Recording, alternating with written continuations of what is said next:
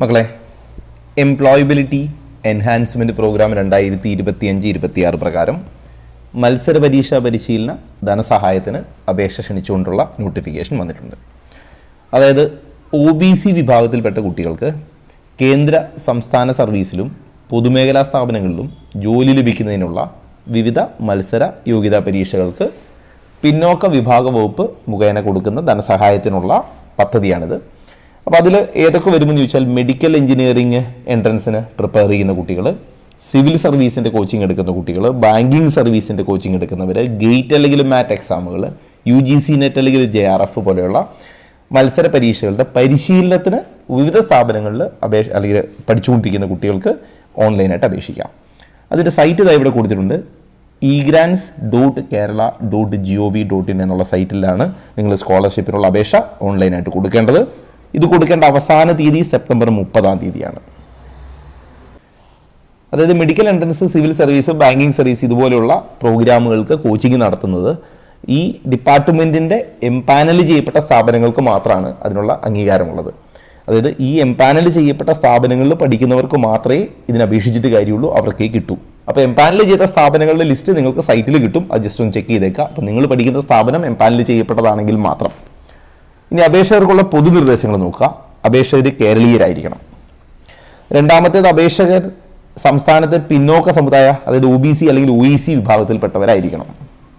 അതുപോലെ അപേക്ഷിക്കുന്ന ആളുടെ കുടുംബ വാർഷിക വരുമാനം മെഡിക്കൽ എഞ്ചിനീയറിംഗ് എൻട്രൻസിനാണെങ്കിൽ വാർഷിക വരുമാനം 2 ലക്ഷം രൂപയിൽ താഴെയായിരിക്കണം. സിവിൽ സർവീസ് ആണെങ്കിൽ 4.5 ലക്ഷം രൂപയിൽ താഴെയായിരിക്കണം. ഗേറ്റ് അല്ലെങ്കിൽ UGC പോലെയാണെങ്കിൽ 2.5 ലക്ഷത്തിൽ താഴെയായിരിക്കണം. അതുപോലെ മറ്റ് യോഗ്യതയാണ് ഓൺലൈൻ അല്ലെങ്കിൽ സൺഡേ ബാച്ചുകൾ അല്ലെങ്കിൽ ഹോളിഡേ ബാച്ചുകൾ, ഈവനിങ് ബാച്ചുകൾ, ഷോർട്ട് ടേം ബാച്ചുകൾ. അതായത് 6 മാസത്തിൽ കുറഞ്ഞ കോഴ്സാണ് ഉള്ളതെങ്കിൽ അപേക്ഷിക്കേണ്ടതില്ല. ആഴ്ചയിൽ കുറഞ്ഞത് 3 ദിവസമെങ്കിലും പരിശീലനം നടത്തുന്നവർ മാത്രം അപേക്ഷിച്ചാൽ മതിയാവും. അതായത് ഷോർട്ട് ടേം കോഴ്സുകൾക്കില്ല, ഒരു 1 ഇയർ പ്രോഗ്രാമിനെ ഇതുള്ളൂ. ഇനി മുൻ വർഷങ്ങളിൽ അപേക്ഷ കൊടുക്കുകയും ആനുകൂല്യം കിട്ടാതിരിക്കുകയും ചെയ്ത കുട്ടികൾക്ക് മറ്റു മാനദണ്ഡങ്ങൾ പ്രകാരം അർഹതയുണ്ടെങ്കിൽ അപേക്ഷിക്കാവുന്നതാണ്. അതുപോലെ എത്രയാണ് സ്കോളർഷിപ്പ് കിട്ടുന്നത് എന്നുകൂടി ഓർമ്മിപ്പിക്കുന്നു. മെഡിക്കൽ എഞ്ചിനീയറിംഗ് എൻട്രൻസിനാണെങ്കിൽ പരമാവധി ട്യൂഷൻ ഫീസ് 20,000 രൂപയും മെയിൻ്റനൻസ് ഫീസ് 10,000 ചേർത്ത് 30,000 രൂപ. സിവിൽ സർവീസ് ആണെങ്കിൽ 15,000 രൂപ ട്യൂഷൻ ഫീസും 10,000 രൂപ മെയിൻ്റനൻസ് ഫീസും ചേർത്ത് 25,000 രൂപ. ബാങ്കിങ് സർവീസ് ആണെങ്കിൽ 10,000 ട്യൂഷൻ ഫീസും 10,000 മെയിൻ്റനൻസ് ഫീസും ചേർത്ത് 20,000 രൂപ. ഗേറ്റ് അല്ലെങ്കിൽ UGC പോലെയാണെങ്കിൽ 15,000 രൂപ പരമാവധി ട്യൂഷൻ ഫീസും 10,000 രൂപ മെയിൻ്റനൻസ് അലവൻസും ചേർത്ത് 25,000 രൂപ. ഇതാണ് കിട്ടാൻ സാധ്യതയുള്ള പരമാവധി തുക. പ്രത്യേകം ശ്രദ്ധിക്കുക, അപേക്ഷിക്കുന്ന എല്ലാവർക്കും ആനുകൂല്യം കിട്ടണമെന്നില്ല. അപേക്ഷകരുടെ എണ്ണവും ഫണ്ടും ഡിപ്പെൻഡ് ചെയ്തിരിക്കും അതിൻ്റെ അളവ്. അപ്പോൾ അതുകൊണ്ട് ഉദ്ദേശിക്കുന്നത്, അതായത് ആ ഫണ്ട് കൊണ്ട് കൊടുക്കാവുന്ന കുട്ടികളുടെ എണ്ണത്തെ കഴിഞ്ഞും കൂടുതലാണ് കുട്ടികളെങ്കിൽ യോഗ്യതാ പരീക്ഷയിലെ ഉയർന്ന മാർക്ക് നോക്കും. അതേപോലെ മാർക്ക് തുല്യമാണെങ്കിൽ കുടുംബ വാർഷിക വരുമാനവും അടിസ്ഥാനപ്പെടുത്തിയിട്ടാണ് ഗുണഭോക്താക്കളെ, അതായത് എലിജിബിൾ കാൻഡിഡേറ്റെ തിരഞ്ഞെടുക്കുക. അപ്പോൾ അതുകൊണ്ട് നിങ്ങൾ അപേക്ഷിച്ചിടുക. നിങ്ങൾ ആ ലിസ്റ്റിൽ വരുമോ എന്നുള്ളത് പിന്നീട് അറിയൂ.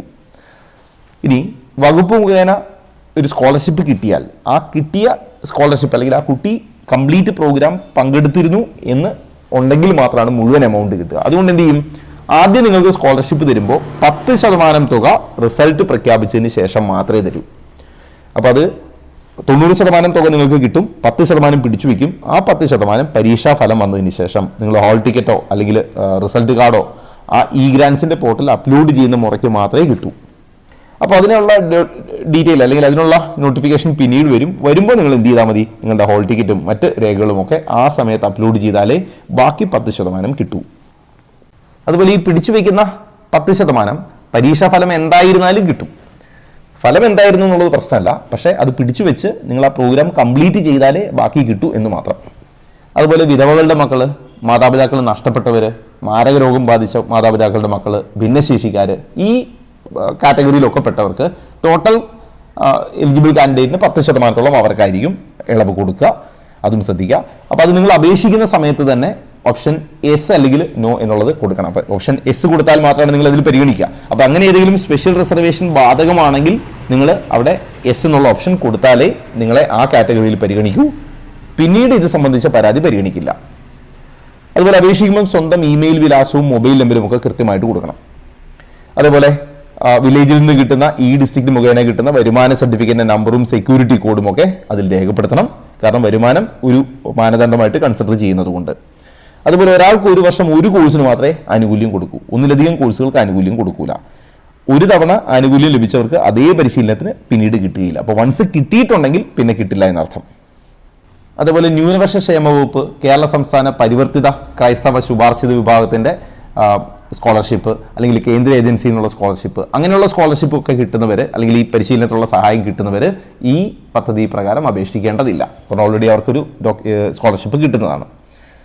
അതുപോലെ ഓൺലൈൻ രജിസ്ട്രേഷൻ നടത്തുമ്പോൾ നിർബന്ധമായിട്ടും കുട്ടിയുടെ പേരിലുള്ള ലൈവായ ഒരു ബാങ്ക് അക്കൗണ്ട്, ആക്റ്റീവായ ഒരു അക്കൗണ്ട് കൊടുക്കണം. പേരൻസിൻ്റേതല്ല, പേരൻസിൻ്റെയോ മറ്റുള്ളവരുടെയോ കൊടുക്കാൻ പാടില്ല, കുട്ടിയുടേത് തന്നെ ആയിരിക്കണം. അതേപോലെ അക്കൗണ്ട് ഡീറ്റെയിൽ തെറ്റായിട്ട് കൊടുത്താൽ തുക കിട്ടാണ്ടായാൽ അവർ ഉത്തരവാദിയല്ല എന്ന് പറഞ്ഞിട്ടുണ്ട്. അതേപോലെ ഓരോ മത്സര പരീക്ഷയ്ക്കുള്ള അടിസ്ഥാന വിദ്യാഭ്യാസ യോഗ്യതയും പ്രായപരിധിയും ഒക്കെ ഇതിനും ബാധകമായിരിക്കും. അതുപോലെ തന്നെ ഇതിലെ എലിജിബിൾ കാൻഡിഡേറ്റ്സിനെ തിരഞ്ഞെടുക്കാനുള്ള മാനദണ്ഡത്തിൽ ഒന്ന് യോഗ്യതാ പരീക്ഷയിലെ മാർക്കായതിനാൽ അപേക്ഷ കൊടുക്കുമ്പോൾ തന്നെ നിങ്ങൾ ആ മാർക്ക് തെളിയിക്കുന്ന മാർക്ക് ലിസ്റ്റ്, അതായത് കൺസോളിഡേറ്റഡ് മാർക്ക് ലിസ്റ്റാണ് അപ്ലോഡ് ചെയ്യേണ്ടത്. അതായത് പാസ് സർട്ടിഫിക്കറ്റ് അല്ല, കൺസോളിഡേറ്റഡ് മാർക്ക് ലിസ്റ്റാണ് സബ്മിറ്റ് ചെയ്യേണ്ടത്. അങ്ങനെ സബ്മിറ്റ് ചെയ്യാത്ത അപേക്ഷകൾ അവർ പരിഗണിക്കുകയില്ല. ഇനി നിങ്ങളുടെ ഇതിൽ മാർക്കല്ല, CGPA സ്കോറോ ഗ്രേഡോ ഒക്കെ ആണെങ്കിൽ ആ ഗ്രേഡ് മാർക്കിലേക്ക് കൺവേർട്ട് ചെയ്യുന്നത് സ്പെസിഫൈ ചെയ്തിരിക്കുന്ന പേജ് കൂടി അപ്ലോഡ് ചെയ്യേണ്ടതുണ്ട്. കാരണം നിങ്ങൾക്ക് സ്കോറിന് പകരം ഗ്രേഡോ മറ്റോ ആണെങ്കിൽ ആ ഗ്രേഡ് ഈക്വൽ ടു എത്ര മാർക്കാണ് എന്ന് കാണിക്കുന്ന പേജ് കൂടി അപ്ലോഡ് ചെയ്യണം. അതേപോലെ ജാതി തെളിയിക്കുന്ന രേഖ, നോൺ ക്രിമിനൽ സർട്ടിഫിക്കറ്റ്, അല്ലെങ്കിൽ SSLCയുടെ ഫ്രണ്ട് പേജ്, അല്ലെങ്കിൽ അങ്ങനെയുള്ള സാക്ഷ്യപത്രം, വരുമാന സർട്ടിഫിക്കറ്റ്, പിന്നെ കൊടുത്തിരിക്കുന്ന മാർക്ക് നമ്മൾ അപ്ലോഡ് ചെയ്യും, അല്ലെങ്കിൽ നിങ്ങൾ ഡീറ്റെയിൽ ഫില്ല് ചെയ്യുമ്പോൾ കൊടുക്കുന്ന മാർക്ക് തെളിയിക്കുന്ന മാർക്ക് ലിസ്റ്റ്, അതായത് കൺസോളിഡേറ്റഡ് മാർക്ക് ലിസ്റ്റ്, ബാങ്ക് പാസ്ബുക്കിൻ്റെ ആദ്യ പേജിൻ്റെ പകർപ്പ്, ആധാർ, അതുപോലെ സ്പെഷ്യൽ കൺസിഡറേഷൻ, വിധവകളുടെ മക്കൾ, മാതാപിതാക്കൾ നഷ്ടപ്പെട്ടവർ, അങ്ങനെ സ്പെഷ്യൽ കൺസിഡറേഷനിൽ വരുന്നവർ അത് തെളിയിക്കുന്ന സാക്ഷ്യപത്രം, ഇതൊക്കെ E-Grants സൈറ്റിൽ അപ്ലോഡ് ചെയ്യണം. ഈ ആപ്ലിക്കേഷൻ്റെ പ്രിൻ്റ് ഔട്ടോ അല്ലെങ്കിൽ മറ്റു രേഖകളോ ഇതൊന്നും നിങ്ങൾ ബൈ പോസ്റ്റ് ഒന്നും ചെയ്യേണ്ടതില്ല, ഓൺലൈനിൽ അപ്ലോഡ് ചെയ്യുന്നത് മാത്രം മതിയാവും. ഈ മെഡിക്കൽ എഞ്ചിനീയറിംഗ് എൻട്രൻസിന് പ്രിപ്പയർ ചെയ്യുന്ന കുട്ടികൾ ശ്രദ്ധിക്കുക, നിങ്ങൾ 17 വയസ്സ് പൂർത്തിയായവരായിരിക്കണം എന്നൊരു എലിജിബിലിറ്റി ഉണ്ട്. അതുപോലെ നിലവിലെ ഹയർ സെക്കൻഡറി കോഴ്സിന് പഠിച്ചുകൊണ്ടിരിക്കുന്നവർക്ക് അപേക്ഷിക്കാൻ പറ്റൂല. കഴിഞ്ഞ 3 വർഷത്തിനുള്ളിൽ, അതായത് 2022-23 അല്ലെങ്കിൽ 23-24 അല്ലെങ്കിൽ 24-25 ഹയർ സെക്കൻഡറി പരീക്ഷയിൽ 95% മാർക്കോ അതിലധികമോ മാർക്കോടെ വിജയിച്ചിരിക്കണം. സ്പെഷ്യൽ കൺസിഡറേഷനുള്ള കുട്ടികൾക്ക് 80% മാർക്ക് മതിയാവും. 23-24 അല്ലെങ്കിൽ 24-25 എന്നീ അധ്യയന വർഷങ്ങളിൽ +2 പരീക്ഷ പാസ്സായവർ അപേക്ഷ സമർപ്പിക്കുമ്പോൾ E-Grants പോർട്ടലിൽ മാർക്ക് ലിസ്റ്റോ സർട്ടിഫിക്കറ്റോ അപ്ലോഡ് ചെയ്യുന്നതിന് പകരം ആ വർഷം തിരഞ്ഞെടുത്ത് നമ്പർ മാത്രം, രജിസ്റ്റർ നമ്പർ മാത്രം കൊടുത്താൽ മതി. ഡേറ്റ അവരുടെ കൈവശമുണ്ട്. 22-23 പാസ്സായവർ എന്ത് ചെയ്യണം? അവർ +2ൻ്റെ സർട്ടിഫിക്കറ്റ് അപ്ലോഡ് ചെയ്യണം. അവരുടെ ഡേറ്റ അവൈലബിൾ അല്ലാത്തതുകൊണ്ട് അത് കൊടുക്കേണ്ടി വരും. ഈ സിവിൽ സർവീസിൻ്റെ പ്രിപ്പറേഷനിലുള്ള കുട്ടികൾ ശ്രദ്ധിക്കുക, സർക്കാർ നിയന്ത്രിത സിവിൽ സർവീസ് അക്കാദമികളിൽ പ്രവേശനം കിട്ടിയിട്ടുള്ള കുട്ടികൾക്ക് മാത്രമാണ് ഈ ആനുകൂല്യം കിട്ടുക. അപ്പോൾ ഇതിൻ്റെ ഭാഗമായിട്ട് സിവിൽ സർവീസ് അക്കാദമി മുഖേന മറ്റേതെങ്കിലും ആനുകൂല്യമോ സ്കോളർഷിപ്പോ കിട്ടുന്നവർ ഇതിൽ അപേക്ഷിക്കേണ്ടതില്ല. അവർ ചെയ്യേണ്ടത് ബിരുദ കോഴ്സിന് പാസ്സായതിന്, ഡിഗ്രി പാസ്സായതിന് മാർക്ക് ലിസ്റ്റാണ് അവർ അപ്ലോഡ് ചെയ്യേണ്ടത്. അതുപോലെ ബാങ്കിങ് സർവീസ്, UGC നെറ്റ് അല്ലെങ്കിൽ JRF പോലുള്ളതിൻ്റെ പ്രിപ്പറേഷനിലിരിക്കുന്ന കുട്ടികൾ ശ്രദ്ധിക്കുക, അവർ കൊടുക്കേണ്ടത് ബിരുദാനന്തര ബിരുദ കോഴ്സുകളുടെ, അതായത് ബാങ്കിങ് സർവീസ് ആണെങ്കിൽ ഡിഗ്രി കോഴ്സിൻ്റെയും, UGC നെറ്റ് അല്ലെങ്കിൽ JRFൻ്റേതാണെങ്കിൽ അവർ PG കോഴ്സിൻ്റെയുമാണ് മാർക്ക് ലിസ്റ്റ് അപ്ലോഡ് ചെയ്യേണ്ടത്. ഇനി ഇതുമായിട്ട് ബന്ധപ്പെട്ട് മറ്റെന്തെങ്കിലും അപ്ഡേറ്റ് വരികയാണെങ്കിൽ ഞാൻ കമ്മ്യൂണിറ്റിയിൽ പോസ്റ്റ് ചെയ്യാം. കമ്മ്യൂണിറ്റിയുടെ ലിങ്ക് ഇതിന്റെ കമന്റ് ബോക്സിൽ പിൻ ചെയ്തിട്ടുണ്ട്. എൻട്രൻസ് സംബന്ധമായ വാർത്തകളും അപ്ഡേഷനുകളും ഏറ്റവും വേഗം ആധികാരികമായി അറിയാൻ സബ്സ്ക്രൈബ് ചെയ്യുക, ബെൽ ഐക്കൺ അമർത്തുക. ഈ വീഡിയോ മറ്റു സുഹൃത്തുക്കളിലേക്കും ഷെയർ ചെയ്ത് നൽകുക.